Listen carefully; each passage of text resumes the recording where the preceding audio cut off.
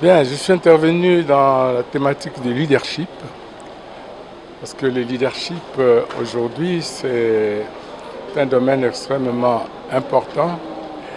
Nous avons constaté que tous les pays qui étaient au même niveau que nous en 1960, des pays comme la Corée du Sud, le Canada,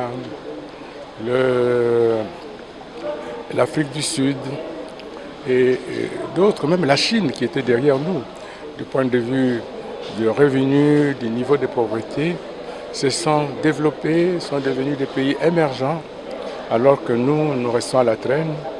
Et les facteurs déterminants, les facteurs différentiels qui ont fait la réussite des autres, là où nous nous piétinons, c'est le leadership.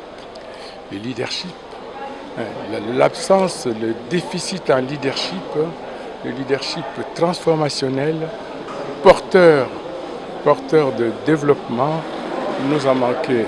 Donc c'était important pour le parti SID qui est en congrès que nous puissions partager avec les congressistes cette thématique pour que chacun des membres de ce parti puisse prendre conscience qu'il est un leader, soit leader potentiel ou un leader effectif, et pouvoir s'approprier un certain nombre d'éléments qui sont essentiels au développement du leadership, à l'exercice d'un leadership efficace. D'abord, j'ai donné les trois niveaux essentiels qu'on retrouve dans le leadership. D'abord, la vision. Il faut avoir une vision, un rêve pour son parti, pour son pays, avoir des motivations, donc des motivations saines, être au service des autres, satisfaire les besoins des personnes qu'on sert, et les prix à payer, il faut savoir accepter de payer les prix,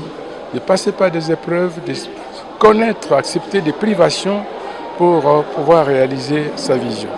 Et dans le leadership de service, nous avons dit qu'un vrai leader, c'est quelqu'un qui sert les autres, qui exerce son leadership avec une serviette, comme Jésus-Christ.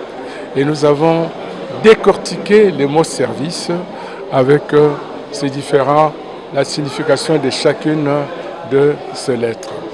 Le S comme sourire. Le sourire, c'est le signe de l'amour. Le signe de l'amour, aimer ce qu'on fait, aimer les gens. Parce que quand on aime les gens, j'aime beaucoup la phrase de Saint-Augustin qui dit « aime et fais ce que tu veux ». Parce que quand tu fais des choses avec amour, tu ne peux faire que du bien.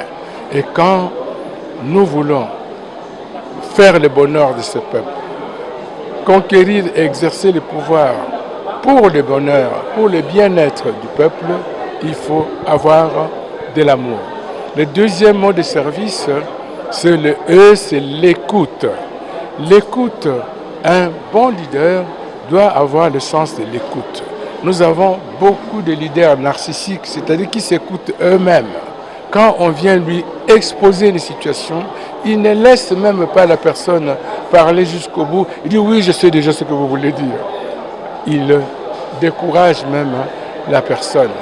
Troisième élément du service, c'est le R, c'est le respect. Respecter l'autre, lui donner du respect, c'est-à-dire qu'il a une personne comme vous, vous devez lui reconnaître ses droits, comme lui aussi, il doit pouvoir reconnaître ses obligations, mais traitez-le avec respect, même si c'est votre collaborateur, c'est votre agent, même votre conjoint ou conjointe, ses enfants, même ses enfants, ils ont droit au respect. La lettre suivante, le V, c'est la vérité. Nous avons dit que nous devons être vrais.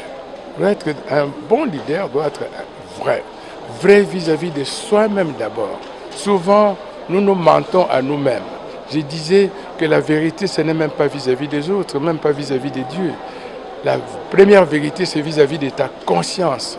Quand tu ne respectes pas tes engagements, quand tu dis des choses auxquelles tu ne crois pas, que tu ne vas pas faire, tu fais de la démagogie, tu n'es pas vrai, donc tu n'es pas entier.